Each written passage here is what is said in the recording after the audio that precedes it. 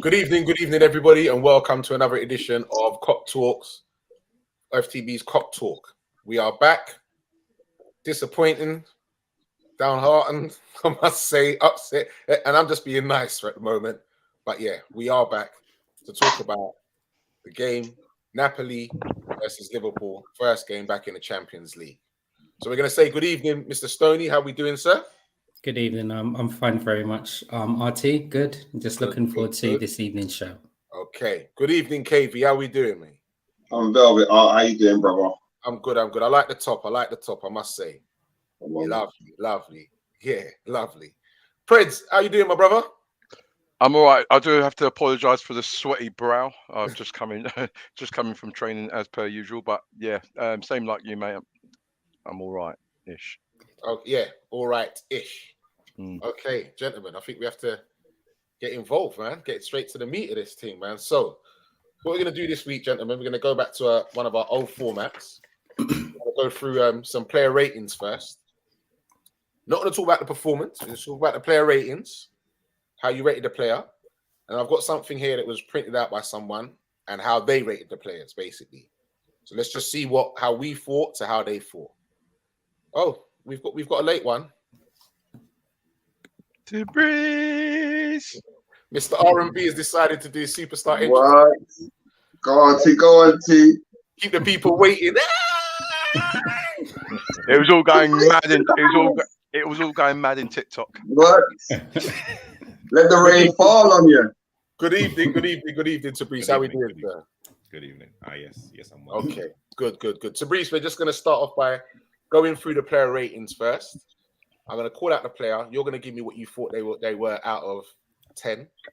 And then I'm going to read up something on what somebody else has put about them, basically, and see how our thoughts are compared to how somebody else's thoughts, how the journalists basically thought about the game, basically.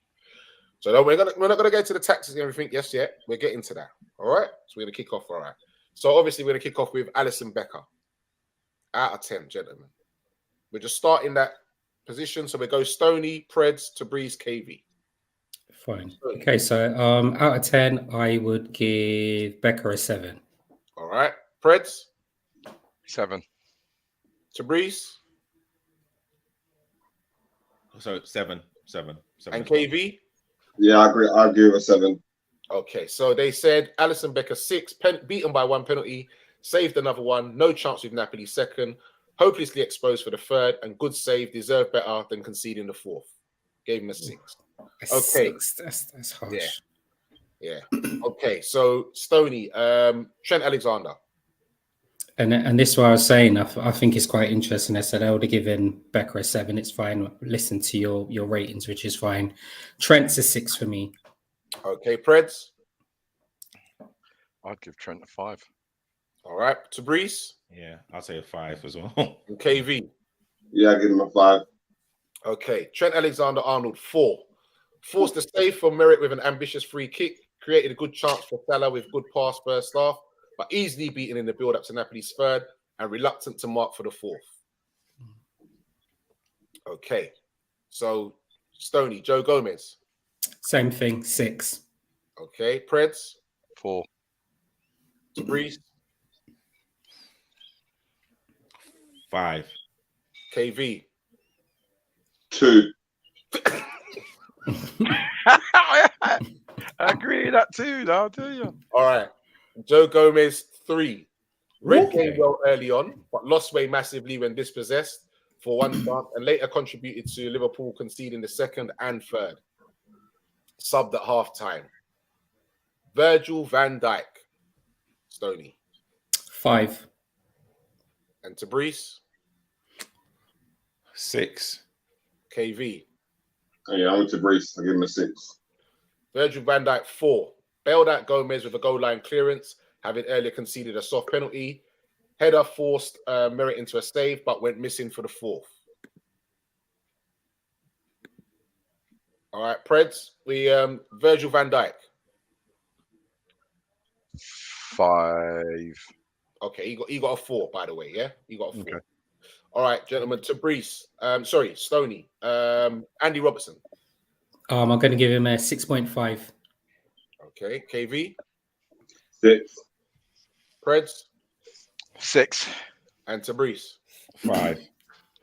Robertson got a 6. Looked far brighter than of late. At least offered some threat down the left flank. Not his fault. Fabinho, Stoney.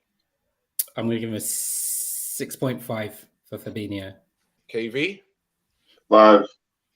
Preds, 5. Tabrice. 5. Oh, well done, gentlemen. Fabinho, 5. Couldn't stem the tide of Napoli runners from midfield and was massively overworked.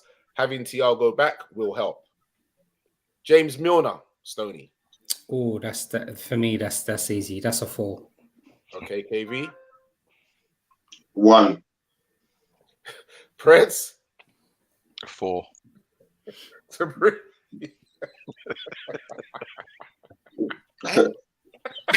4. Oh my gosh. James Milner, 3. Conceded a needless penalty early on, was then booked and looked every inch his 36 years. Subbed. Harvey Elliott. I'm 6.5 for Harvey Elliott. Okay, KV. 7. Preds 6. and Tabrice. 6. Harvey Elliott, 4. Showed some energy, but missed chance at far post and not helped by lack of midfield cohesion. A little lightweight on occasion. Sub. That's up to dry. Mo Salah. Stoney. 6. KV. 2. Preds 4. and Tabrice. 3.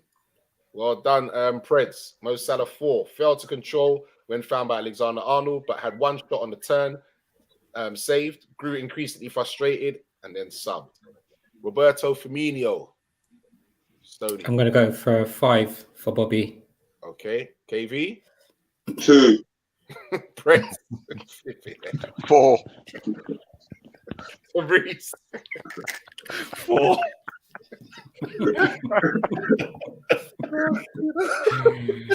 Oh boy. Preds. That's good. Well done. Slipped with his Roberto Firmino, 4. Slipped with his first touch, which set the tone for an anonymous first half, and didn't improve much after that. Subbed. Luis Diaz. Stoney. 6.5 for Luis Diaz. KV. 8. Preds. 7. Tabrice. 7.5. Preds is on fire, mate. Luis Diaz, 7. Kept cutting in field with every diminishing return, before break, but got it right with a fine strike just after. Later tested merit with a diving header and took some real fight to Napoli. Joel Matip on for Gomez. Stoney. He actually played it right when he came out. Completely changed the tide when he came out. I say 6.5 for Matip. KV. I say 6. Preds. 6. Tabrice. Yeah, 6. 6. All right. Well done, gentlemen. You got a 6. Preds is on fire here, mate. Headed a corner at merit and added, if not still, then at least some aluminium to the Liverpool rear guard. I do like that one, I must say. All right. And Diogo Jota. 5. Preds. Sorry, KV, sorry. 2. Preds.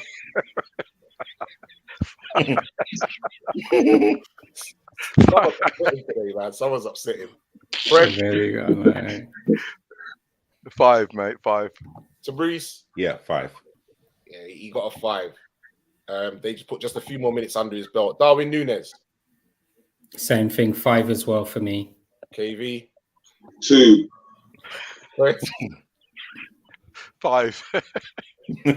Tabrice. 5. Yeah, he got a 5. Had one shot block, but tried too many ambitious actions. And Thiago. 6.5. KV. 8. Preds. I'm going to give him a 7. All right, Tabrice. A 6. Yeah, he got a 6. Welcome return to action after a month out. And last but not least, Arthur Melo. Didn't really have that much time. No, I didn't really. 4.5. Okay. And KV. 2. Preds. I'm going to do a KV. 3. Oh, Tabrice. Not applicable. Oh, oh. You know what? That is a great. Fabrice, that is a great answer. That is a great answer. Fabrice, you're not in court, you know. Just, That is I plead the fifth, Your Honor. He got a 5, by the way. Yeah. Okay. And I'll just let you know, by the way, Stoney, now that we finished that, there is no half marks. Yeah. There's no 6.5. Okay. So that, I was wondering where the half points were coming from. yeah, trust me. All right. So we agreed on quite a few, but some of them were kind of way off. I just wonder. All right, then let me just see. I wonder, what was your take on which one did you have was way off? Alexander-Arnold getting a 4. I completely agree with that. I think you lot know that I've been a supporter of Trent for many weeks now, for many years. But yesterday, his defensive incapabilities were shone out to the world. And I think we all knew that he weren't great defending, but boy, did this little Serbian show him up. Showed him up.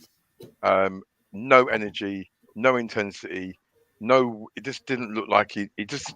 If it was boxing, the trainer he would have tracked in the tail. That's it. Yeah. Well, they would have stopped the fight a long time. They would have stopped it. They would have stopped it. And even like was it for the first goal when the lads gone? Yeah, the first goal. Where the lads just chipped it. It just chipped it over, and then the reaction of Trent afterwards, non-existent.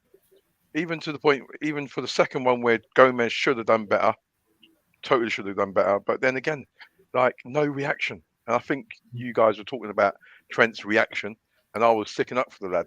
And it's like just got a custard pie on my face, because he's just ticked all the boxes that you all were saying.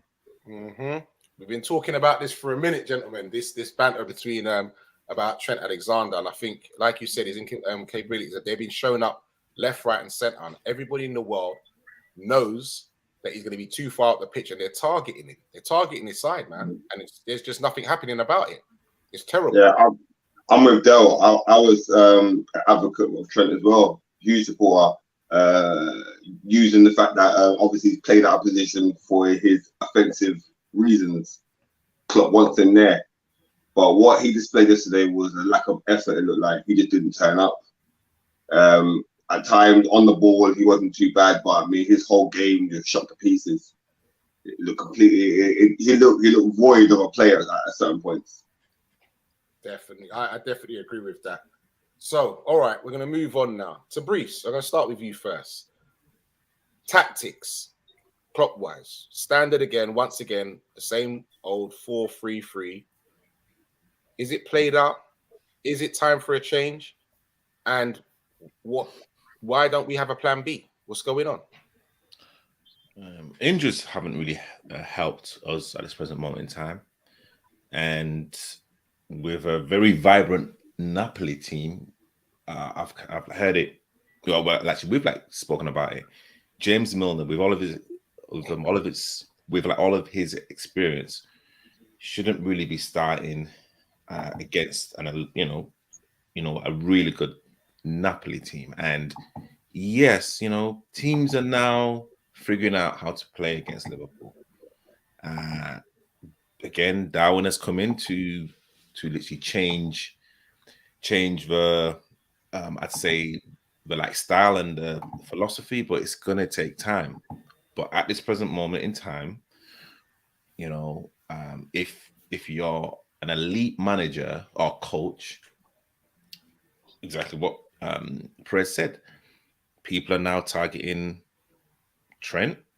People now don't have the fear factor regarding Van Dijk, and it's very hard for me to be confident for the next month about Liverpool's endeavors now in the league and also in the Champions League. I think with everything that happened last season, I think now we are suffering big style, and it's going to be very interesting to see how Klopp now engages with the fans, especially. But of course, like the players as well, definitely need some sort of pick me up. Okay, Stoney, same question to you. I think it's quite interesting, actually. I think I was actually looking forward for Liverpool not actually playing in the league and actually playing in the Champions League. On reflection, I was thinking to myself, it would be good to be able to play at a different pace. We haven't started off the season as we would have liked to. I still think that we look quite pedestrian. We look quite sluggish. I'm aware that we're making a transition with a lot of new players, but we're playing quite open, and it just seems like we do not know each other. It seems like we are not playing to the tactics that we are familiar with Klopp asking us to play in. And individually, our players are at completely different levels. Just to touch back on the point that you were mentioning about Trent, I know we can probably elaborate on it later in the show. For me, it almost seems like a tactical thing as well, all right? Because I'm thinking if Trent has now clearly showing indication of him being exposed on that side, wouldn't it be a tactical thing by our manager or our coaching staff to support him over there? I mean, we've all played football at different levels, right?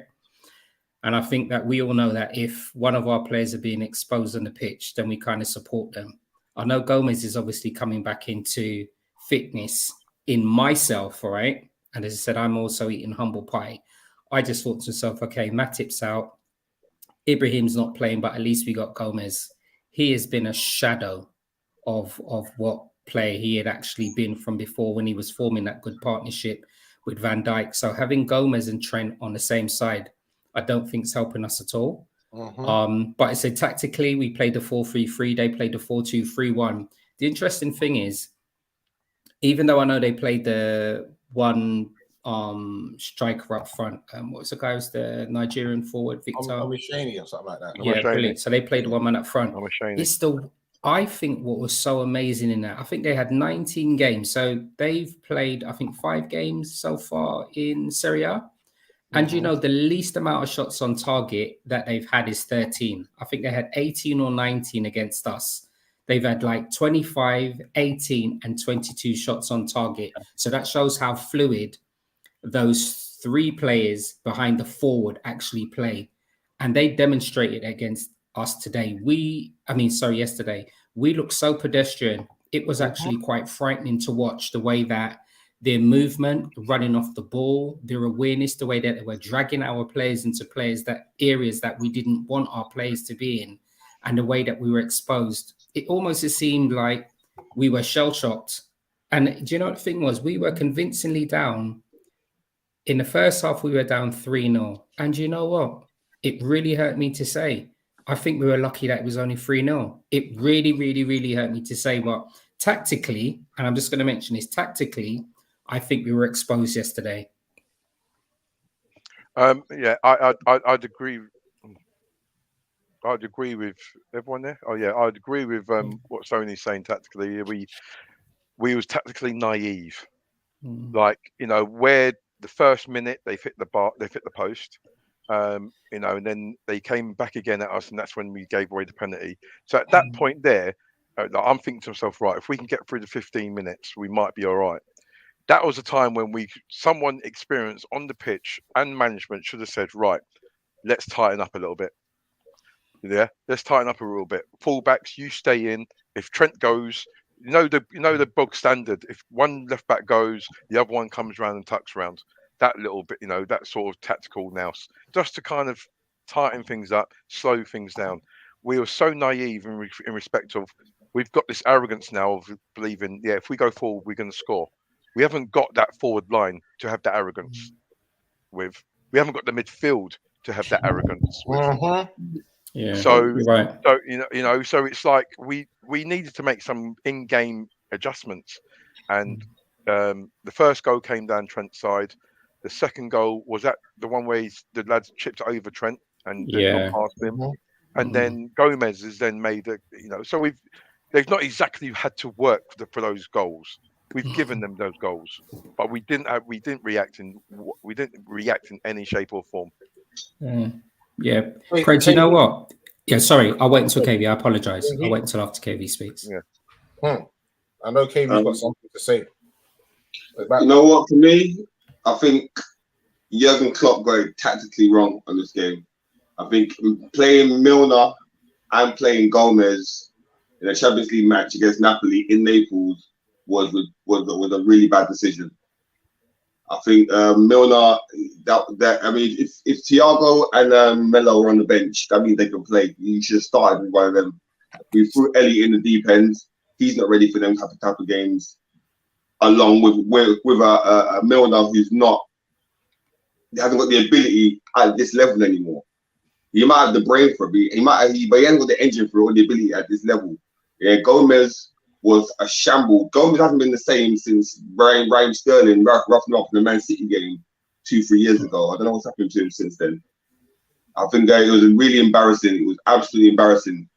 We got torn to pieces. It could have been more, quite easily. It could have been 10 times more. Definitely a lack of midfield. We had no midfield at all. It was absolutely horrible. It was horrible. I'm going to come back to a point that you made, KV. But Stoney was going to say something. Yeah, I was going to say something. You know, I think what was quite interesting in that game. Okay, not even just the last season. Obviously, one of the tactical ways that Klopp like us to play is with a high line. All right. And that's obviously brought us success. I think one factor why it's brought us success is that we've had industrious midfielders and we've had forwards that have been able to pin opposition's fullbacks.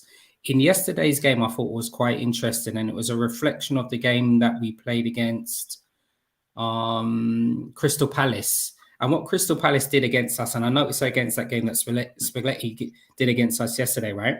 So even though our line was high, Luis Diaz played on the left-hand side, right? So Lorenzo, at no time was he allowing Diaz to get past him, which meant that we were almost playing in a midfield from both teams because Napoli didn't play deep, you know. They played high as well. But what they did, Oliveira and Kim, they doubled up on Salah, which meant that Elliot was having to come on the inside. And Lorenzo was pushing Diaz back, which meant that we, at no stage did we have any opposition for that ball to be played behind them, apart from in the second half when Diaz kind of got his goal. But with the game being tight, it meant that Elliot, Fabinho, and Milner had no space up against what was it? Anguissa that used to play for Fulham, wasn't it? Yeah, Anguissa that used to play for Fulham. Made him look like a boss. He looked amazing yesterday. But so it's almost as if Elliot, Fabinho, and Milner, because we were squeezed in the middle of the park, Anguissa, there was another guy that began with L. He played the Labitska. Yeah, he was in the other side. But Zielinski, the Polish guy, absolutely, he was heavy yesterday. He was breathtaking yesterday, the way that he was controlling that midfield. So the long story short, what I was saying was, because we pushed up high and Napoli pushed up high and we were playing so tight in the middle of the park, their midfielders really ran the game and we couldn't control that. Salah had no space to move. Diaz had no space to move. And Bobby had no space to move. And they just won it in the midfield. It was just so fascinating to watch how Spaghetti had that tactical approach against us. And we just didn't, in no way did we have a response to that. So I was just saying, tactically, Klopp, we lost out on that challenge tactically yesterday. And it was just so evident to see. Well, it's something that we've talked about before, gentlemen, having a plan B. And we don't have, it's like we don't have no plan B. So for me, all right, I know everyone's saying, all right, we've got injuries and whatever. So we're struggling with injuries. So obviously you've got to work with what you've got. But surely with what you've got, you could still find a different formation to work with what you've got. And you're away from home. You're not playing well. You're not in the best of form right now. You're struggling. Why don't you give Fabinho some help? If you do have to play Milner, then you play him right alongside Fabinho. You've got two people sitting in there to give your back boys some cover, at least. And then you play Elliot on the point to try and get forward to support the guys up front. And you've got Diaz, Salah on the either side and have Bobby up front by himself. So them lot can get forward and try and support him. But you have to, first and foremost, you're away from home, not playing well, is try and be solid. First and foremost, and try and work yourself into the game. But this is the thing that keeps getting talked about. Where is the plan B? Where is the change in tactics, man? Well, I mean, they always say goals wins games, defense wins championships. And at this present moment in time, you know, you are absolutely right. I think, you know, if we are going to play Milner, then you play him beside Fab, 100%. But again, we've brought Darwin as the plan B, but we're not using him for whatever reason. Like, you know, we don't know. And it's well, to be fair, to be fair with that, Tabriz, sorry to cut you, I'll let you carry on, but to be fair, Firmino's played all right in his last 2 games, so he kind of deserved to start, to be fair. And with Nunes just coming back from being on a ban, I could understand that, but he deserves to start, to be fair. So I can't really knock that, to be honest. Yeah, but I mean, if we're looking at Milner now as a player that's at its present moment, it's probably got the same amount of game time as maybe Elliot. Which, hey, like, you know, I'm not being ageist here. Like, you know, I think none of us have been ageist. We're just kind of talking about how Klopp likes to play, and Milner at this present moment in time cannot perform to that optimum level, like how we play. So, you know, it's kind of nothing about Milner's age or whatever. It's just how it is. But I mean, you know, I think if like we were anything like the other football shows, I think would be ranting and raving, which like would have got a lot of I'd say viral clips, and but you know, we are no. Hey, I just got to laugh about it right now. You know, it's like something that hopefully Klopp can actually figure out. I know that he's probably perplexed like everyone else. Going back to Trent briefly, I think he personally, in terms of how he played, he looked like he was coming back from sort of illness, because like he looked like he had no energy. You know, so he must, I don't know, as like a stomach bug, and like he just managed, and like he just thought, let me just try and get through it, more so than, you know, anything else, because he looked just, there was no energy at all. You know, I think someone who's a neutral fan would actually think, is he playing for a move away from Liverpool? Because literally that's kind of how he played. Yeah. I'm gonna say good evening, Mr. Solo from the Man United Agenda. I know he would have been having fun, but they lost tonight, so yeah, it's not so great now, is it? Yeah, it's not so great. They lost 1-0. Yeah, not so great now, is it, mate? Yeah. Ooh. Anyway, that's put a smile on my face. Yeah. Anyway, Fred, I'm gonna come to you with this one now. So I've heard quite a few people say it, and KV just mentioned it when he was talking just now. And I've heard quite a few people in my WhatsApp groups talking about it after the match, that why didn't he start the subs? They were fit enough to be on the bench. Why didn't he start them? I know I gave my reasons. I want to hear your lot's reasons now. So, Prince, why did he not start the subs? I mean, we don't know what goes on behind closed doors, and the boys who are sub, they're coming back from injury, and the only take I can think of is that they're coming back from injury, and the plan was to get to an hour and then start making changes to get people some minutes. That's my only reasoning why he didn't start some of those, like Thiago and whoever else came on. Yeah, Jota. So that's the only reason I've got. But from when everyone saw it in the world, from when we conceded the second goal, I think he should have gone, right, you know what, I'm going to make some changes. And like you got to be kind of you know, you got to give your players some leeway, and you got to support your players. But when you've got players, you've got a game plan, and your players go out, and within 20 minutes we're 2-0 down. That's I would have rather Klopp say, you know what, I'm going to make changes now. Rather 20 than minutes in, yeah. 20 minutes in, be ruthless, because like the Champions League is a ruthless competition. Yeah, like, and I know it's unrealistic to do that. I totally understand that. All right, but from what we was seeing and what the players were performing as a team was far below the levels that we're expected to see. And Napoli had the right game plan, the right intensity, and the right quality. And the upsetting thing is, we didn't react. We couldn't react because we say about the defence, if the ball didn't stick up front, if the ball don't stick and it keeps coming back, at some point your defence is going to be frail. Now, I'm not taking away the mistakes that the defence made themselves, but every department at the moment, apart from Alisson Becker, I would say, simply are not performing. It's either they're not performing, or we have to be ruthless and say, are they good enough? Stoney. Can I go next? Can I go afterwards so I can make sure that I'm quite rational in how I respond to this, please?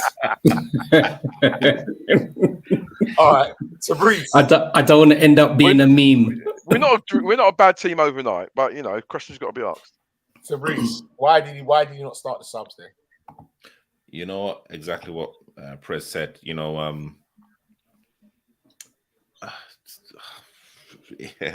I mean, Jota's come back from a long layoff. Of course, Thiago, we all know how like fragile he can be, and again, when you kind of look at that team, probably by Milner, you would think, okay, you know what, we'll be at least challenging.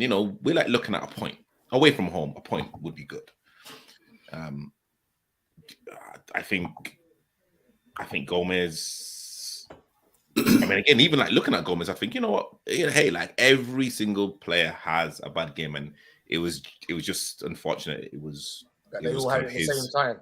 Yeah, like how like the back four, really kind of mirrored each other. Listen, there's I think, as we know, like a lot of things have happened in the past 4 years, our kind of successes and near successes, and of course we were like renowned of in terms of putting in like the kind of miles and the kind of kilometers into games, and yeah, I mean, again, it kind of goes back to exactly what you like said, Artie, in terms of like a plan B and of course we've got to protect our players. Do I agree that players should have been taken off after 20 minutes? No, because sometimes you've got to let the players figure it out themselves. And like taking a player off after 20 minutes, hey, that's soul destroying. Absolutely, you are gonna just destroy that player 100%. Here's a question before you go on, though, Bruce, and I get that, and it's totally unrealistic. I'm being one of those supporters who's saying that. Would you have made in-game changes? I.e., would you have changed formation? Would you have changed something, seeing as we was 2-0 down? Would you have changed not personnel, but would you have changed tactics? I would have taken off Bobby or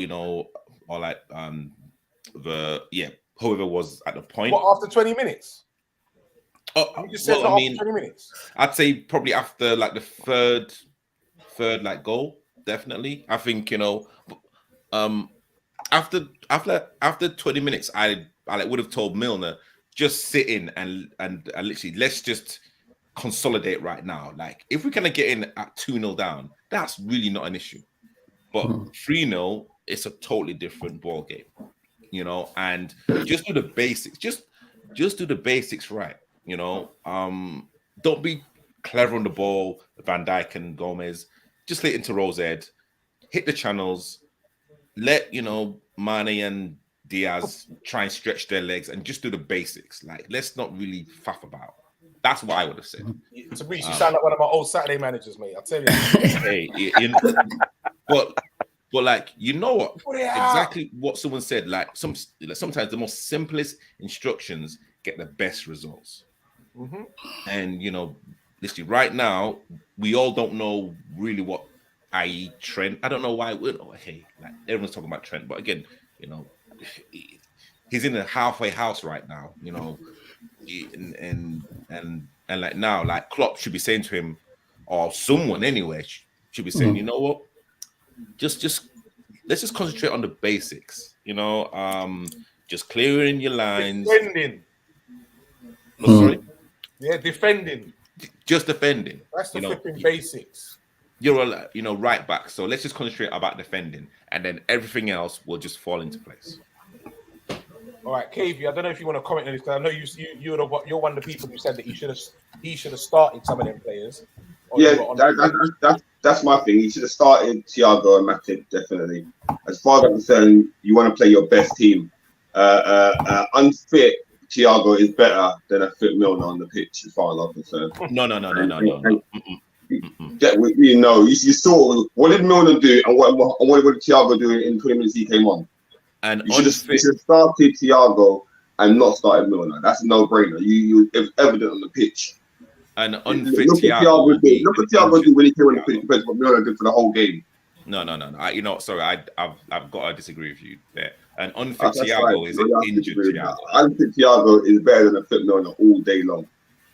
All day long. I would agree with Fabrice in regards to, if you've got an unfit Thiago, you can't. Unfit Thiago is no good to us. He's not. He should have been on the bench. Why is he on the bench if he can't play? But why is he on the bench if he can't play? Yeah, and this is the question that we ask. He's going to get fit because he's going to come on and get minutes. Yeah. Nah, but he's got to start him. He's starting, and you think you want to bring Milner on. I don't think Thiago's unfit. Sorry, I don't think he's injured anymore. I just think it's a case of that. I think Liverpool had a structure in how they were going to proceed last night, and they were going to go with the team that was going to go for. And then after 60 minutes, because Klopp does it all the time. After 6 minutes, that's when he starts making changes X, Y, and Z. But I've said it before. I said it a couple of weeks ago. If a player's fit enough to be on the bench, they're fit enough. Exactly. It's hard to say. It's hard not to be like I told you so. When I saw the team sheet, I saw Gomez and I saw Milner. I said, "Listen, we're in trouble." And then look, we're in trouble. So it's hard for me not to say I didn't tell you so when I told you so. Okay. Before we get to Mr. Stoney, I'm going to say good evening, Mr. Thought of the Day. He says, "Yep, Diaz and Elliott were decent.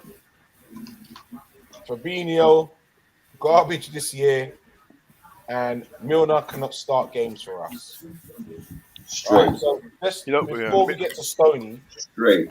My take is on this, and it's always been like that. And this is what happens: a player who's been out for a while. Thiago was a month, Jota was longer. You don't bring them back and fling them straight in the starting lineup. You are asking for them to get injured again. That is standard. When people say they're fit enough to be on the bench, then they can start. They're not fit enough to be on the bench because they're not playing match games. They're playing training games, which is totally different. It's a totally different intensity, totally different. They need to build that up. So the standard is for them to come back, hour gone, you bring them on for half an hour, they start to get back the little mojo again, they start to build up their fitness, and then you can slowly start back integrating them back into the team. To rush people back like that, you're just asking for them to pop down again. Yeah, in normal circumstances, you're completely correct. But that wasn't normal circumstances. You're in Napoli, playing Napoli. No. Yeah, you don't start with Milner. It doesn't matter about he's not match fit. This isn't normal circumstances. This is we need the best team out there. You start with your best players. But like again, we're like looking at the long term. That's just one game. Like we can kind of go on a run for 10, 15 games and actually win a lot of the games. Like there's no point risking our key players for like the last 30 minutes, 40 minutes to try and get a point out of technically like a champion. Yeah, it's a league game. It's a league. So, it's a 5 league. more games. But for me, a player like Thiago, if he starts, for me, where they were pressing us and they were getting in our faces. He's one player who can get the ball and he can dictate the ball and he can slow the game down. Game management. Matip, if you start Matip, all right, if he's fit enough, you start him, all right, and then after 60 minutes, Matip. Matip,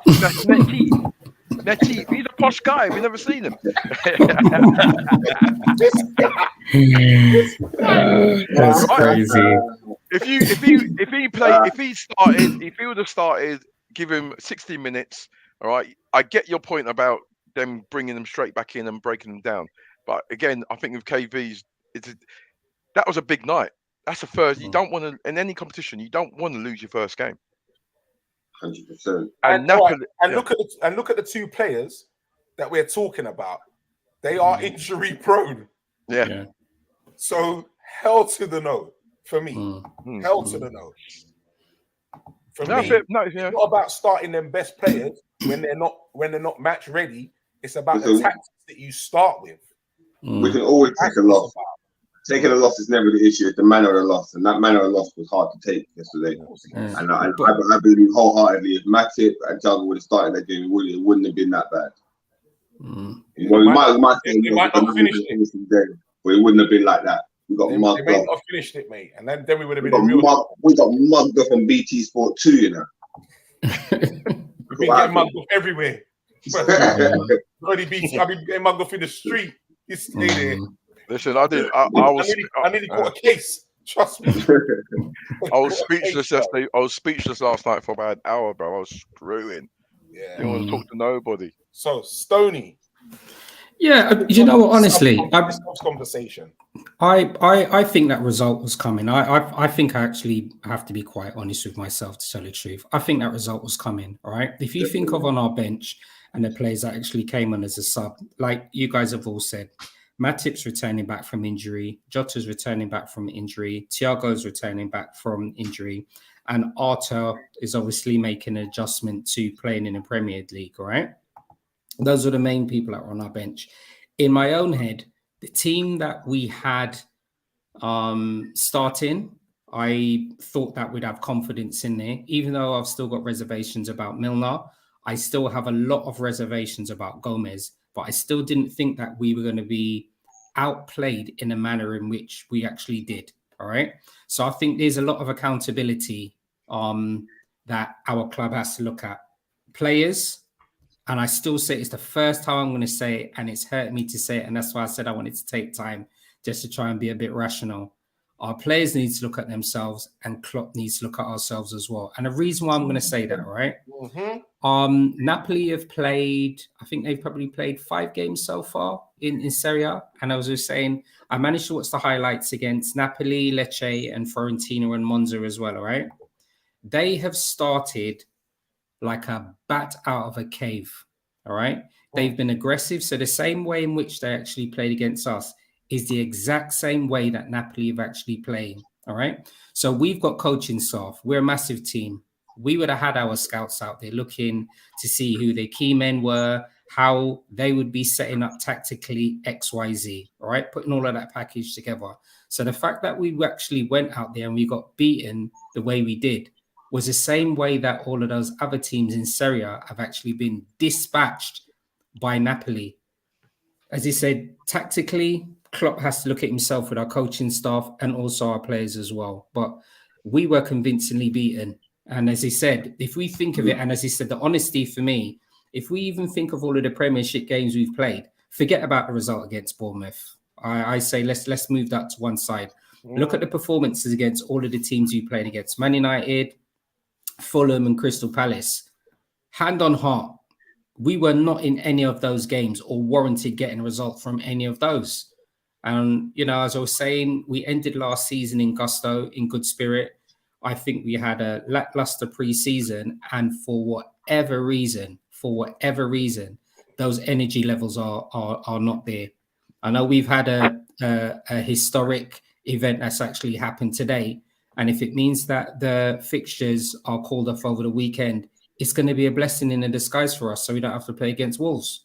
And I'm being honest, they need a complete soft reset. They need to drink some nice hot ginger tea, watch have a little soak in a spa and just come back refreshed. But yeah, Klopp and our players really have to look at ourselves. Like some peanut punch and something like that, brother. Yeah. It's true. Klopp needs to spend a week in Jamaica with the rest then, get his mind right. Yeah, but it is disheartening. Honestly, it is disheartening. Good evening, GMS Limited. He said, "Smile, Stoney." My dear. I'm smiling in my heart, man. Yeah. Right, gentlemen. So, I've heard a lot of talk. This is not from me, by the way. Yeah, I've heard a lot of talk, and obviously for me, it's a lot premature. But start asking questions. What are you laughing at, Prince? I know. Go on. What question are you going to ask? A lot of people I know what he's going to say now about. Yeah, I know. Yeah, is it time? Is Klopp seen his time now? I knew that was coming. That's what a lot of people are asking now. Has he seen his time? That's and they're putting on this 7.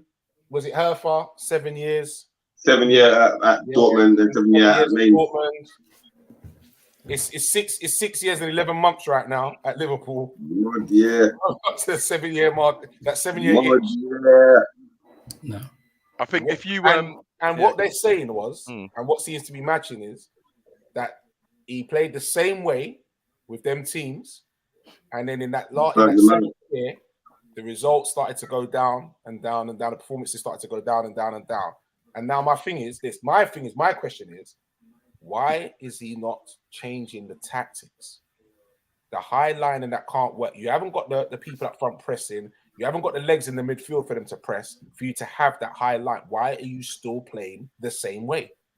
Do you know what, Artie? If you don't mind, and that is a very, very, very good question that obviously you've posed to everybody in the panel and everybody that's tuning in. You see, for me, when we were coming to not even when we were coming to the last season, I think during a lot of our shows, it wasn't just us, there's a lot of people that have got an avid interest in Liverpool. One of the main things we were saying is about making a transition of new players, freshening up the squad, strengthening it in certain areas. And for me, this is just my thoughts. Anytime you're going to have a transition, you're going to have a drop off. All right. So one of the things that we were mentioning is that we would probably like to have some additional offensive players. We wanted to strengthen our midfield and we want to strengthen the defensive area. All right. So if we're looking like this, we bought young Ramsey. I know he's for the future. That's fine. I get that. We brought Ibrahim in. Gomez came back and Matic came back to fitness. So we already strengthened our backline there. Tsimikas is obviously showing that he can be a very good understudy for Robinson at left back. So if we look at it like that, collectively, we've got a stronger backline there. Nat Phillips is there. Listen, he's just part of the squad. He's like a cone, but he's still there. All right. We wanted to lower the age range of our team. So what did we do? We brought back Harvey Elliott after that serious injury. He's now forming part of our first team. We wanted a younger midfielder. We bought Carvalho as well in there. All right. So already our midfield's there. However, we still got the target and we wanted to bring in 2 other midfielders. We already know who we've mentioned about already. All right. So already our midfield is strengthened. Bearing in mind, obviously, Curtis Jones is still injured. He only plays about a 2.5 per game, but he's still part of the squad. All right. Offensively, top line, we said we wanted to strengthen. What did we do? Jota was playing amazing. He had the injury. He's coming back. We brought in Luis Diaz and we brought in Darwin Núñez as well. So if you look at collectively, all of the things that we probably asked for, bar the world-class midfielder, we've now actually got. So that transition is now going to take place. There's going to be a drop-off. I mean, it's hurtful to actually say it. There's going to be a drop-off. So all of the things we've asked for are actually in place. Stoney, the issue is that we're not functioning. Stoney, like, you should really work for the Liverpool PR team, man, because how you just broke that down. How man broke that down, it makes me want to, like, you made me feel so calm. Yeah. Like, you know what I mean? Like, yeah. I should be mad, but Stoney broke it down in a way where I can't be mad. I can't be mad anymore. I can't be mad. But also as well as a kind of red-blooded male, I'm thinking to myself, what's going, you know what I'm saying? Like I should be venting. I should be wrong and thinking, what is going on? Like, nah, like the results are not good enough. Nah, from last season to like this season, I'm not buying it. Like Mane's gone, but one player doesn't make a team. What you know? I'm like, does Klopp need help? Does he need to go? Do we like need that knee-jerk reaction? I'm saying like should be, you know, it's yes, Stoney, I totally understand what you're saying, and you broke it down eloquently. I can't even argue with that. But also as well, I'm thinking, right, no, you know what? This is my team. Like, you know, we as fans have to show the passion and urgency that we expect from Klopp and from the players. If Klopp heard what you just said now, I'd be like, you know what, guys, hear what Stoney's just like said about us. No, it's okay. You know what I'm saying? All right. You know what I mean? So like it's a listen, you know what? For me, Klopp should stay. The top 4, that's looking shaky right now, to be honest.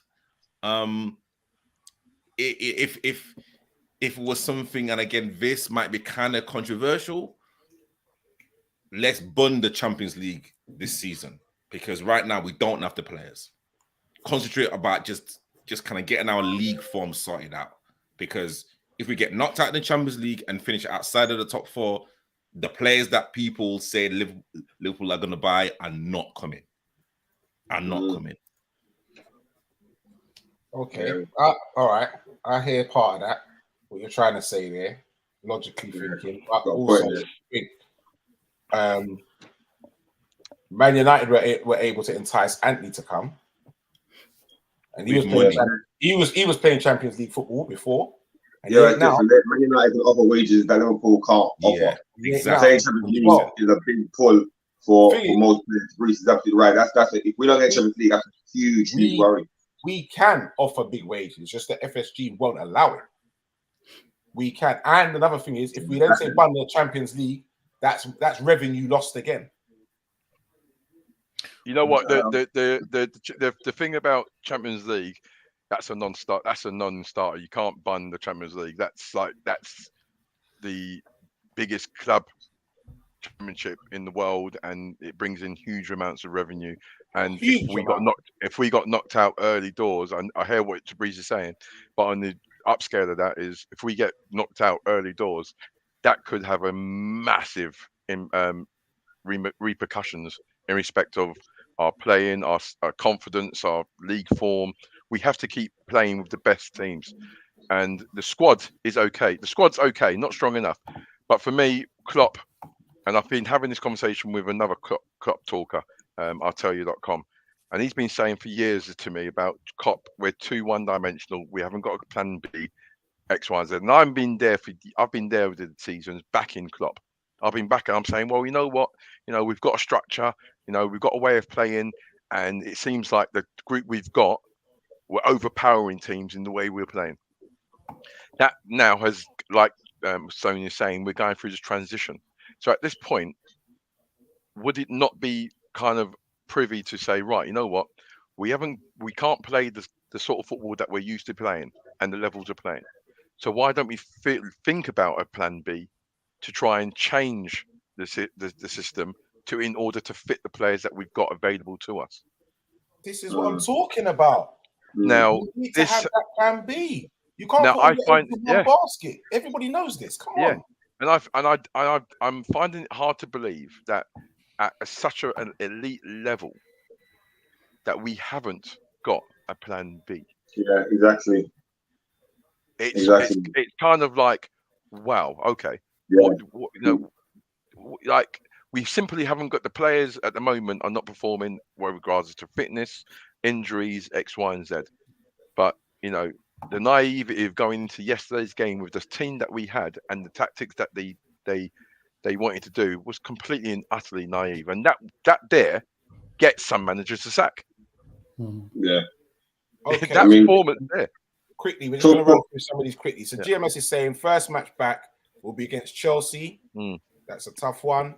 Klopp, as Klopp's seen his time, he won you a Premier League for the first time in 30 years. Okay. Welcome on Leon B.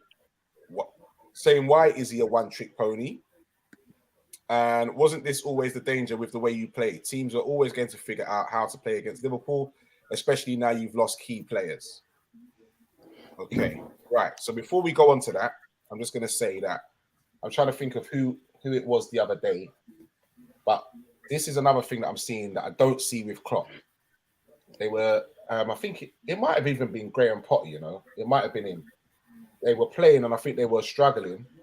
And he made a few tweaks. And next thing you know, like they've gone 3 at the back, played 2 wing backs, boom, bam, back in the game, boom, bam, won the game. That was Gary O'Neill, Bournemouth, Notts Forest. Thank you very much. Thank you very much. Why? We only change like for like. And in the same position, same 4-3-3. When you have to take, all right, you have your foot, but you have to take each match as it goes. So if a team's come out now and they've kind of sush and they're playing a certain way, you must be able to stand up on that line and you're looking and say, right, well, we're getting hammered here, we're getting hammered there, and they're weak there, they're weak there. I need to change this. The man's stubborn. Klopp is stubborn. He's a stubborn man.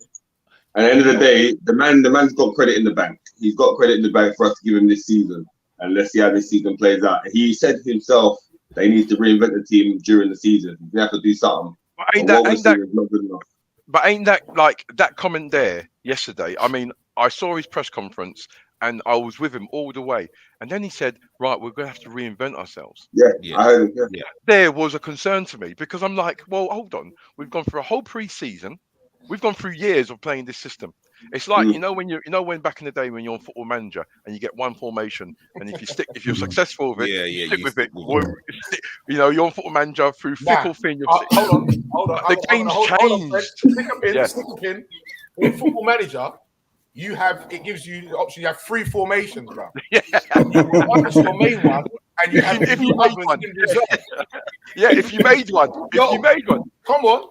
No. If you had back in the day, if you had a formation that was hitting and it was ticking the boxes, mate, you stick to that formation. Come on. But football was changed. Now the modern day football was changed, where you got the types of Graham Potter and other managers who are able to adjust in game and change formation and look at things. I mean, Fulham done it against who did Fulham play against the other day? Was it Man City? No, Arsenal. Fulham were playing Arsenal. Arsenal were all over them, and then the Fulham manager made a couple of tweaks within the game, which then changed the tide of the game, got them back in the game again. But ultimately, it lost them. But what I'm trying to say is, surely at this elite level, and with the coaching badges that coaches have to get to that level, you're trying to say that we're incapable of changing a formation within the game.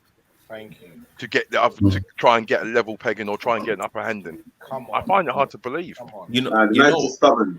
He's just stubborn. Straight. You know what, lads? You know what? The penny's dropped. I swear down to you. The penny has dropped. Where? I might be kind of controversial right here.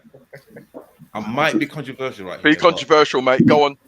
I think Jurgen Klopp is the German Mourinho.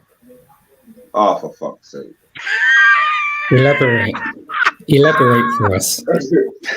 Elaborate, Reese. Okay. Elaborate, please. No, I swear down. Break it down. Go on. Okay. Both of them are very stubborn. Yeah. Both of them have very similar records at similar clubs. Mourinho stays for 3 years, like wins them stuff, and then messes about and F's up and then F's off.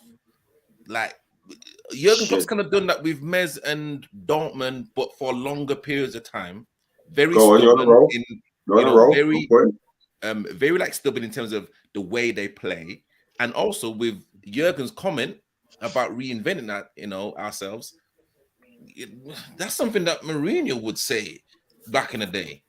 You know what I mean? And like, yeah, we've now like we are kind of looking at now we can see how elite Pep is. We can now see, okay, he was kind of doing that pressing style, and now he's kind of eased off that now, and like literally now he's kind of doing all of those kind of shadow pocket football. And now with Haaland in, he's now reinvented that style. Now people are talking about Graham Potter, you know, now kind of taking in that like type of style now. And, you know, Chelsea, like Chelsea's kind of got like their guy. Jurgen Klopp is the German Mourinho. I swear now. You see, guess what though? This is so. I'm gonna give you a couple of quid for that. You know what's so interesting though? Let's listen to the key thing here, though, right? And that is a valid point that Tabrisi says. But what have we been mentioning in the last 10 minutes on the show about Klopp? And Artie mentioned it just a minute ago as well, rightly so as well. At the moment, we seem one-dimensional and there is no plan B. So the fact that he's obviously saying that we probably need to reinvent ourselves almost means that he's open to changing the way in which we wish to play. So isn't that a plus point? It's exactly what we've been speaking about. I get that already. Yeah, exactly, KV. I get that what you're saying, Stoney. But you know, surely, and we went in great form towards the back of last season as well. No, I agree. All right. So surely at some point we know Mane's going. He's right. So we're fully aware of what's going to be going on in the future.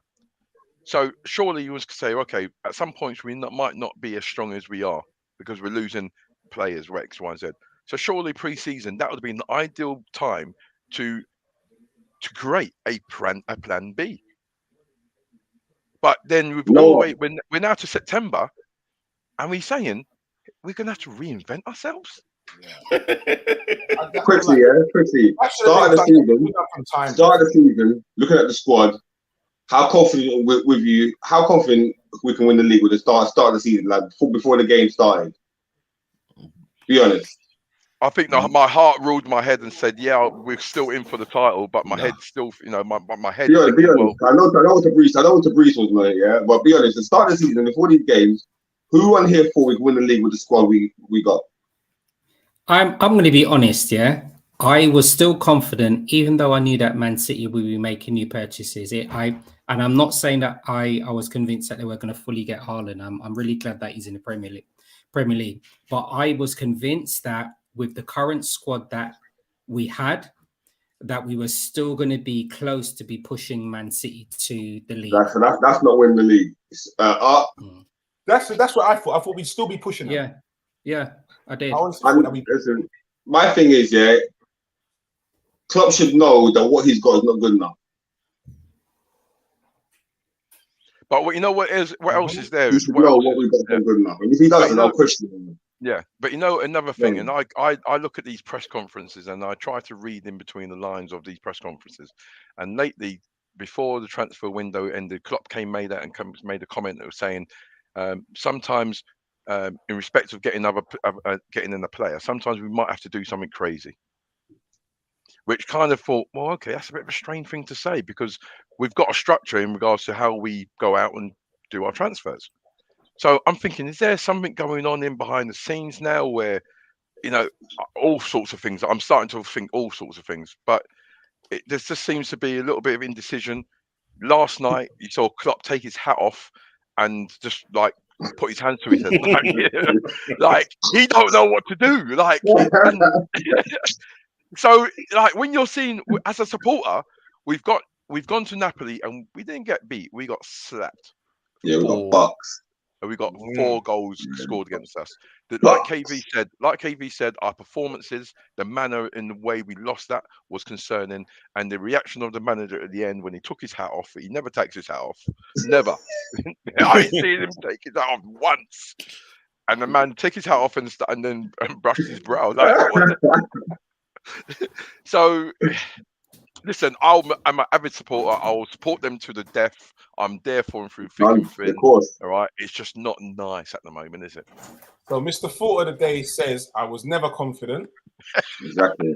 I said last season we didn't have enough either. And GMS is saying, when City buy Haaland and Liverpool don't replace Mane, there's only one winner. That's what's up. Because Nunes can be a good striker, but he ain't the answer for it. And it's making us look even worse at the back. Yep, we discussed that. We need some new young gunners in the middle for sure. But we've got two, Javier and Carvalho. It's there. We've got the two. Now I'm not saying Yeah, but I think we need someone different to them. I think we need some of that box to box though. We need that's what I'm trying to say. This is the transition that we were speaking about. Now don't get me wrong. We have a lot of midfielders. Are they sufficient? Are they at the level that we would like? No, they're not. I think what we have a lot of injury-prone players, unfortunately, and I also believe that even with the loan of Artur, he's going to fit into the same mold as Naby and Ox. I'm just feeling it, and Curtis Jones, them and Ray together. This is a question though. Sorry, Stone. Quick question though. In regards to players, right now, these players don't come to us injured. They have to go through an extensive medical. All right, and they have to go through, see doctors and X, Y, and Z, and then before Liverpool allowed to sign them, once they get the green light from the medical team to say yes, this player is fit and ready to go, we'll sign them. They've only since become injury prone since they've been at the club. Okay. So the question is our training methods need to be questioned? Does training methods have to be questioned in respect of, are they doing so much high intensity training that it's then actually having a knock-on effect with their energy levels, with their body, i.e. fitness, and not being injured? I think we have to start kind of thinking about questioning that. The training that happened under Graham Souness. Same thing happened under Graham Souness. Injured players during training, too much, and season. I'm just gonna say that one of my friends, my old friends, R.I.P. rest in peace, Keaty. He about 3 seasons ago, he called that. He's a Man United fan, and he called that. He said, "You know what? You lot got this thing. You lot are hunting down players and doing this, that, and the other." I said, "But you know what? It's gonna take its toll on you lot." He was saying this from about 3 seasons ago. He said it's gonna take its toll. It's gonna catch up with you lot. There's only so long you can keep doing that for. You know what? I just want to say that mega.com, rather than you trying to find as a girl, why do you try and find as a midfielder?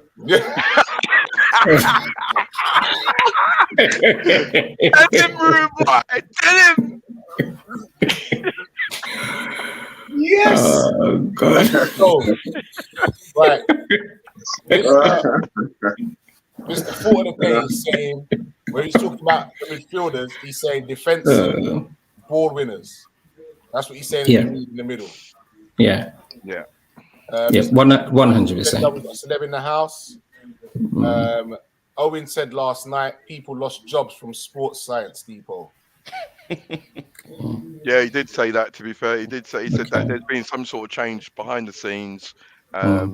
So whether that's been a change of sports to science and they've changed methods, and it's a bit of a crossover, and who knows?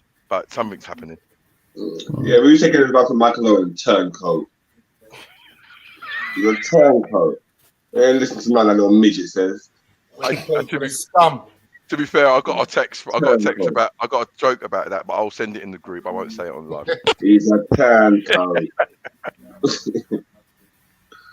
So, listen, valid point. What is our well? Now we're gonna have a little rest now, so that can give players time to fully recover. Yeah, they need that rest, boy. I tell you that. Yeah. Recover, revitalize. But when we come back, is Klopp gonna play 4-3-3? I believe he's going to. I think what I would like is, if he is going to continue playing the 4-3-3, that we see him being able to adapt to different formations in game. So even if it's something that he starts, but similarly, I think it was Preds and obviously Debris and KV was saying as well, that we're actually showing that we have the ability to adapt to different formations. So whether it's a 4-3-3 where we have to get the 5 at the back or play the 4 at the back or the 3, I think it would be good if we start showing that we can adapt to do that. I believe we have the squad to do it. Whether we have the squad quality to do it will be a question mark, and we'll probably change it to another show. But I think that would be something that would be nice for us to start seeing as well. And, bearing in mind, Preds is really good in obviously saying what you mentioned earlier, and I was saying Klopp was saying that we might need to reinvent ourselves, and if that was the case, they probably should have done it during the during the pre-seasons XYZ. If Klopp is the guy that we believe he is and our coaching staff, they should be able to start making those adjustments with our players to actually play in a different formation and different tactical awareness. So I look forward to seeing that if it's implemented. You know what I would like to see? Because when we talk about Trent all the time and how he likes to get forward and so forth, so we know that everywhere Stevie Wonder can see that, everybody in their dog can bloody see it. Why don't we play like Konate, Matip, and Van Dijk, Robertson, and Trent Alexander, either side of them, like wing backs? That gives him the license to go forward. True. Because you've got ample cover now behind you. That gives him the license to go forward. Definitely, I think the only issue that I think that we've got there, and I would love to obviously see that, by the way, RT. I think our only issue there would be if we're playing. If you think of it, I cannot think at any time period where we've had those three central midfielders fit. So obviously, all three together at the same time. Yeah, the three together. So I'm thinking if, say, for instance, we did play those three and any one of those actually got injured, Gomez's form hasn't been the level that we would have liked to have been. So that means Gomez slips into one of the three. If he's not there, it's set. Then it has to be Nat Phillips or is Sepp van der Berg still back with us at the moment. So I think going back to one of the, what Preds was saying about the training levels, maybe too high, or we probably need to look at our sports science team. I would love to see us play with the three. But you imagine if our players are already breaking down with injuries at the moment and we play the three and one of those three get injured, then we have to revert back to what we were playing before. But I would still love to see it, RT. Exactly what you were saying. The only downside with the 3-5-2 is that that's not a particular formation where you can go and press. Where where Klopp likes. I wouldn't mind not going too far away from that. But they're not pressing now. They can't even press his shirt, I know, but he likes a pressing game, and he's going to choose a formation that allows his team to go and press. We're not doing it now. I think we're doing it. We're just half a yard short from doing it. We're just not switched on. The transition between our attack to defense is not quick enough as it used to be. Where once we lost the ball, all of a sudden, vroom. Right, we'll close down that area and we'll swamp it, and we'll make them get an error where we can then get the ball in their final third and then go and end product. At the moment, we're closing down space rather than the player, and all they're doing is beating our press, which is not much of a press, and then playing through us very, very easily. So, yeah, I mean, so we've and again, you know what? I love you guys, honestly. Like, so positive, well-mannered. You know, you were the guys I could bring around to my house. I'm like, you know what? I know you want teeth, nothing. Like everything's safe. Safe. Don't leave the room, you know. But also, you need to go to toilet, hold that. But gentlemen, how come we're not talking about Mo Salah? How can we not talk about? I haven't finished yet. Oh, sorry. Because I ain't finished yet. Okay. That's exactly. Well, you know what? Now you put up. That's exactly where we was going next. Exactly where I was going next. But before I'm doing that, I'm just going to say good evening, Mr. Omodi. Do you mind? I'm surprised that he's late. He says, good evening, gents. Sorry, just arriving. Did we find a solution? He contacted me during the week in the group, and he was saying he's very interested to see what we have to say about the display against Napoli. Not even in a banter way. He's saying he wants to hear our views and what's the solution, basically. What's gone wrong? What's the solution? Cool. That's what he was looking to say. That's why I'm quite surprised that he's actually late today. I am, we're definitely going to get onto Mo Salah. From time we started going hard, we should have sorted out our squad depth. City can switch it up whenever we still got dead wood on the bench. Man is rubbish. Wow. Blunt, short and blunt. Yeah, but City got a ton of money, yeah. We've all got our frustrations to bear out, right? So we have to work things slightly different.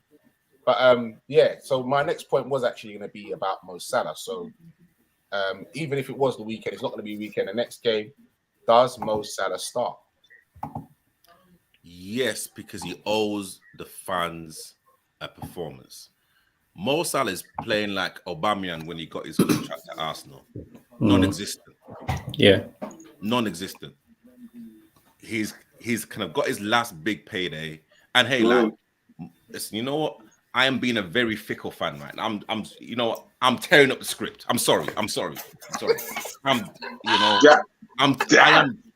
up the script. Tear it up. I am being so fickle. I don't give an absolute damn what he did last season. It's now where we need him. It's now where we need him as our pillar of hope. Yeah, to get us out of the mud. The guy can go up to one of his opponents and starts whispering like this. No. You know, we don't need you be talking to the and start hugging up their manager. You know what I'm saying? No. You know what? Get back to the changing room. Get back to the training complex and start putting in the like performances that we know that you can do that literally got you that contract. Because like the pressure's on him now. The like pressure's on him. The pressure's on Henderson. The pressure's on the big boys now, the big leaders. And when Salah's getting taken off in Napoli, that's an issue. That's the biggest issue. So I don't give a damn what he did last season, because last season's gone. 100%. I fully agree. On Monday saying we discussed this already on Monday. Sorry, man. Is Klopp playing the same system when he arrived 7 years ago? Yep. We discussed that, and that's what we just finished talking about. That it's time for change. We need a plan B. And we mentioned his comment about when he said reinvent himself, that hopefully that means that he's taken on what he's seen now, and that we will be looking at playing a different style, different formation. Fingers crossed, lads. My toes are crossed, everything's crossed right now. We're going to try something different. Regarding Mo Salah, to be honest, he hasn't been the same since the African Cup of Nations. Yeah, what's up? I'll be honest with you. He's not been the same since then, to be fair. Bruce is right, man. The man got his check weighing down. That we actually gave the contract to the wrong person. Definitely. That's another. It's you see what there's such a combination of so much stuff. And by the way, RT, I'm not disagreeing with you. To Breeze, I am not disagreeing with you on that. All right, it's a weird one, right? Am I upset that Mane moved on? Yes. Am I happy that he's moved on to a new project? Bearing in mind he came to Southampton, he had a project. He done amazing. He met all of those targets. I'm glad he moved on. I hope he's in a good place, and I hope he continues to win silverware. Yeah, and that is a fact for Mane. It's a strange one. I wonder if Salah he was the one who got the big contract instead of Mo, based on all of these. If you look at all of these numbers, he's the leading Premiership goal scorer with 32 XYZ, right? So I wonder if they looked in it more on that side. Of course they did. Right? That's just one side to the Salah. The other thing to the Salah as well, and as he said, I'm just throwing it out there. I don't have the answer, right? We clearly see that the Premiership has now improved with managers, tactical awareness with new players as well. So that's another area where, as Tabriz was saying, the big boy players for us have to step up. Salah is now being double marked. So he now has to use his head a little bit more and be a little bit more creative. Teams like we were saying when we played against Napoli, Oliveira and Kim doubled up on him over that side as well. So whereas he can stay wide and cut in from the right-hand side on his left, they're up on him like that. So he said it just goes back to what I was saying about that tactical awareness from Klopp and our players. We need to improve. So exactly what Tabriz was saying, you've got the big contract. You need to step up. You're one of our big boys. No excuses. Absolutely no excuses at all. He has to deliver. I hear what you're saying about them doubling up on him, but we've seen Salah beat 2, 3, 4 men. Yeah, and he can't beat a runny nose right now. That man can't beat the flu. Yeah, he looks. Everything about his game looks predictable. You know what he's gonna do. He just looks a shadow of his former self. Yeah, and I mean his attitude. It seems like it's changed a bit for me over the last year or so. Like during his contract, then They just put in that media talk, Salah stays, and all this kind of nonsense. Like, where will this come from? He wasn't doing all that before. Listen, I think the African nations ban him. He went to African. You know what? Physically and psychologically, right? Physically, because it's a hard, African nations. You know, you go on those bumpy pitches and it's a grind anyway. But psychologically as well, because there was this little competitiveness between Salah and Mane, and this is not just about being the best striker for Liverpool. This was about being the best attacking player in Africa. Yeah. Yeah, and I think psychologically, Mane winning the tournament, all right, had a psychological effect on him. He's come back into Liverpool, and you know what? I'm going to be controversial. I'm fighting with myself at the moment. Do we bench him to say, right, listen, what you're doing is not good enough, right? So you need to come better. So to learn that lesson, we need to drop you. Or on the other hand, and I agree with Tabrice, he's been dog poo for the last God knows how many weeks. We deserve a performance from him. Yeah, he's got to play. He earns too much money to sit on the bench. He's got to play. So, He's got to work through this period. As far as the FSG and FSG and Liverpool let the wrong player go, as far as I'm concerned, we should afford to keep Mane and let Salah go. It's not only about the numbers, as Stoney mentioned, it's about the numbers and marketability as well. Yeah. Actually, yeah, Salah's more marketable, isn't he? There you go. So African players, dark African players, not as marketable. But then he sells more shirts, whatever, blah blah blah. You understand? Does that scream underappreciation then of Mane? 100%. Yeah. I think so. Absolutely. Yeah. Like, 100%. And another point people were saying was another reason why Salah looks so different now as well is because Mane used to create half of them goals for him, whatever. So much space for him as well. And also as well, don't forget it was Mane and Trent down as well. So literally, Mane was doing like a lot of the dogs' work as well. Yep. Yep. Right. So, listen, I definitely think that FSG in this regard got it wrong. They've got it wrong in whatever. Mane wanted to be appreciated, and if you needed to give him that little bit of money to make him feel appreciated, to reward him for all the hard work and the endeavor and the skill and the everything he brings to the team. Should have brought the back to keep Mane, definitely. Do it. Like, what was stopping you? What was you stopping? Yeah. They dropped the ball in this one for me. Definitely, 100%. They weren't going to pay that money for both of them, bro. It was never going to happen. But even with that, as you said, I don't know about numbers. I don't know about contracts. So I am not going to give the impression that I do. Right?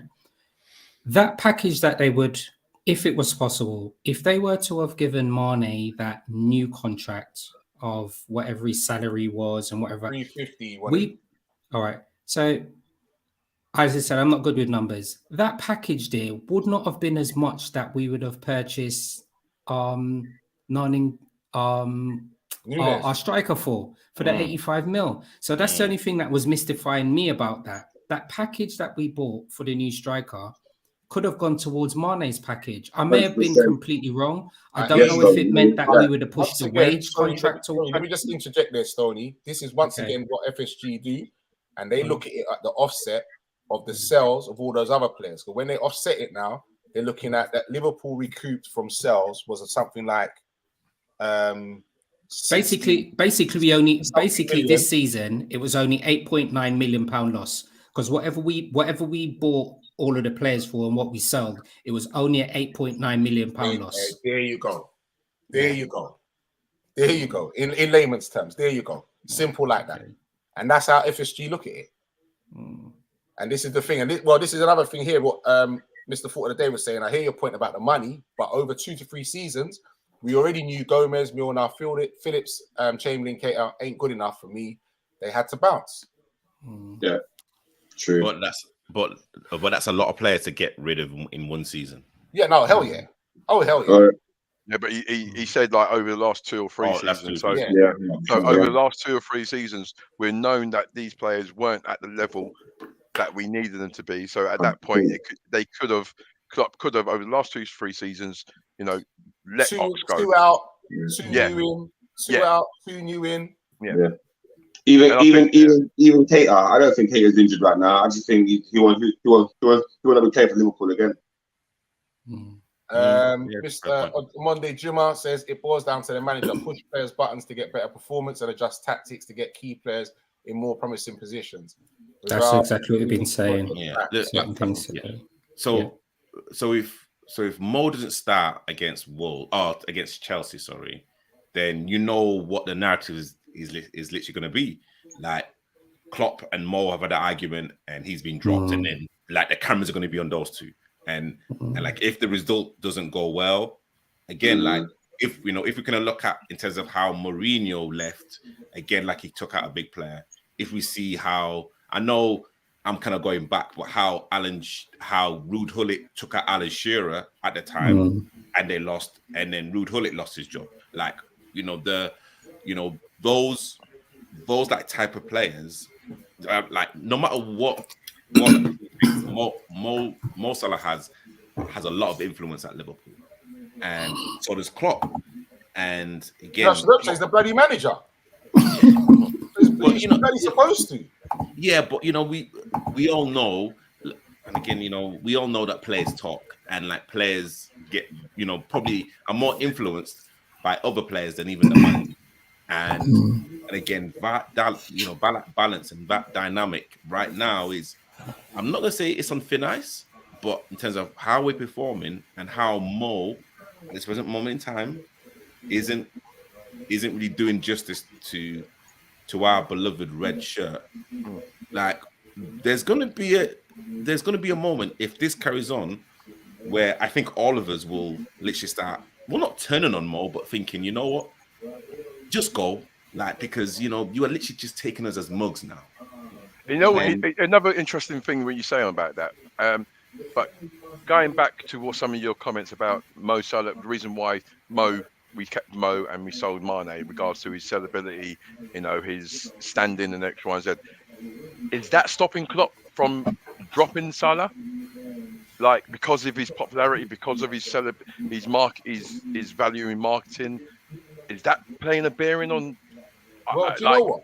I would definitely believe so because so most contracts is $400 a week, but it's $350, so 400, an extra 50 bags with add-ons. Now all these add-ons go to things like goals scored, achievements, places in the league, and all these kind of things. There, appearances and all them things they go into it as well.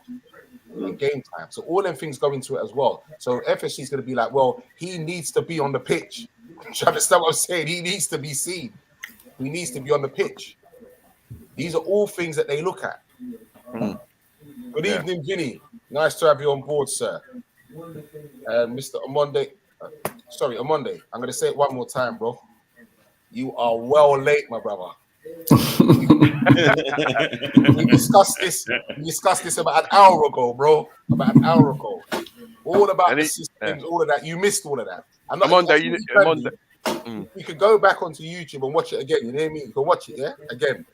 But you missed all that. To play keeper. Yeah. But so it is a sticky one. But for me, I would definitely have to say, you know what?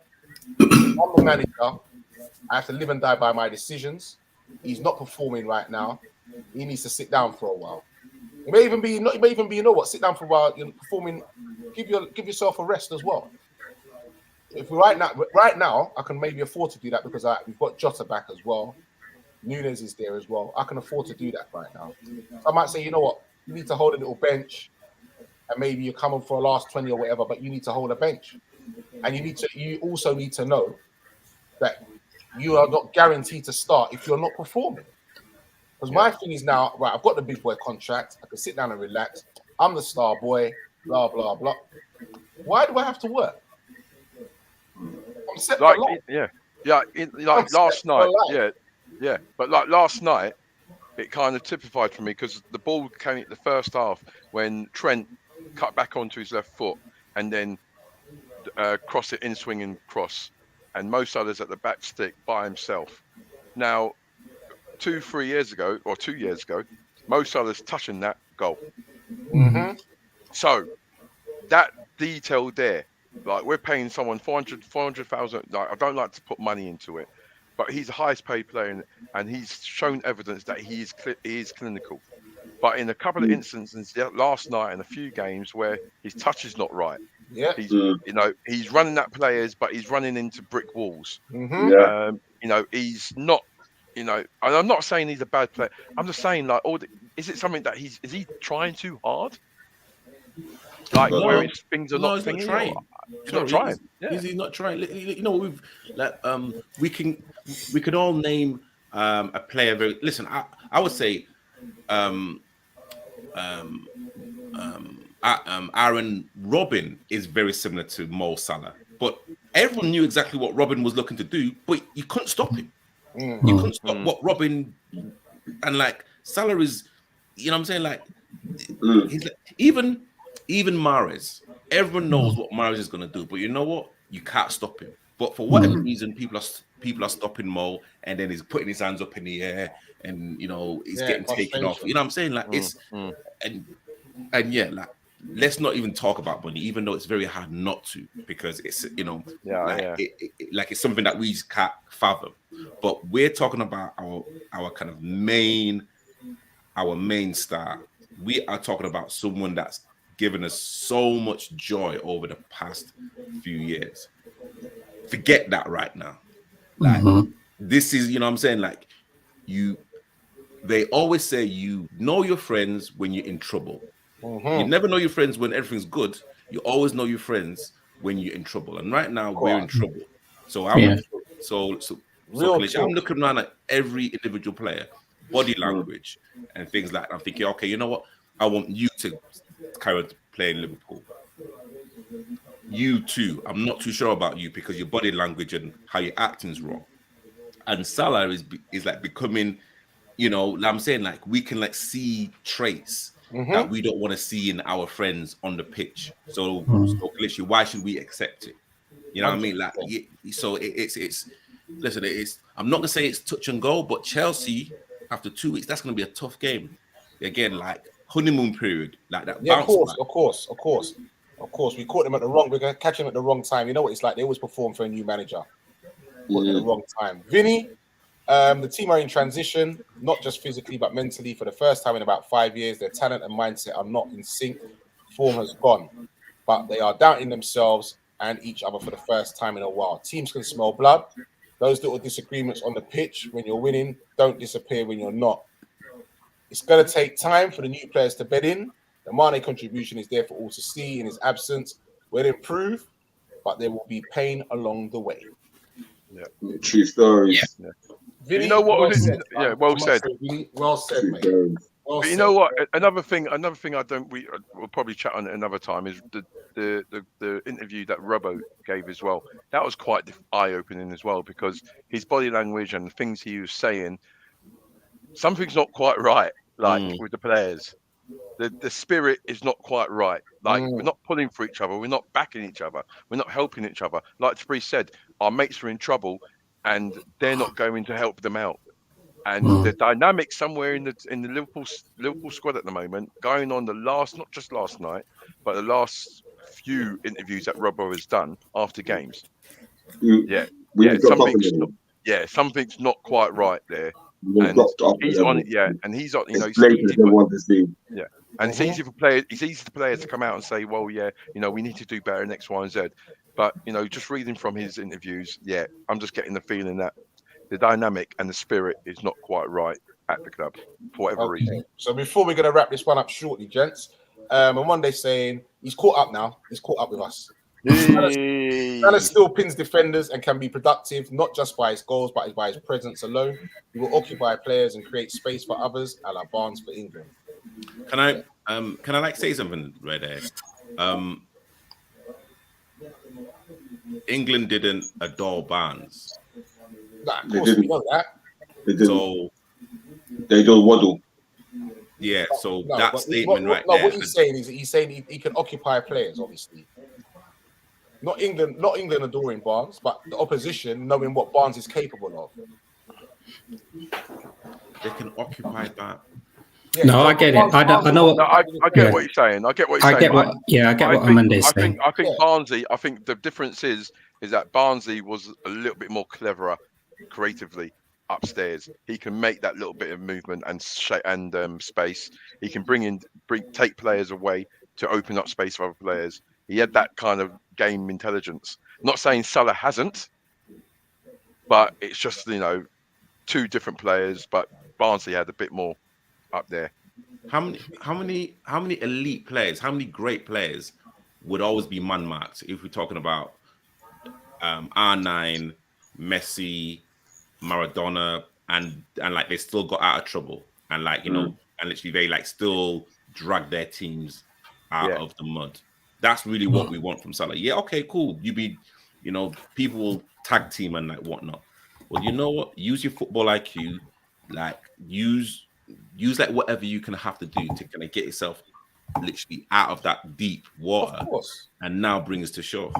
Mm-hmm. I think someone said it last week. I think he's a victim of his own success. I think the system which we played in allowed him to thrive. And but I believe that Mane was the better player out of the two. But I think the system that we played in allowed Salah to thrive, which gave him the numbers and the status. And now that Mane's gone and maybe he's been found out and he's not as effective as he was 2-3 seasons ago because of for whatever reasons, he's not performing. So, yep, the big boys need to step up. TAA is still young and his form is expected to dip. Very true. And Monday's answering that comment to Breeze. He's saying, my Barnes statement is that fans say he played poor for England, when in theory he occupied international players to create space for others. We've said that on the show before about Salah. We said that recently about that.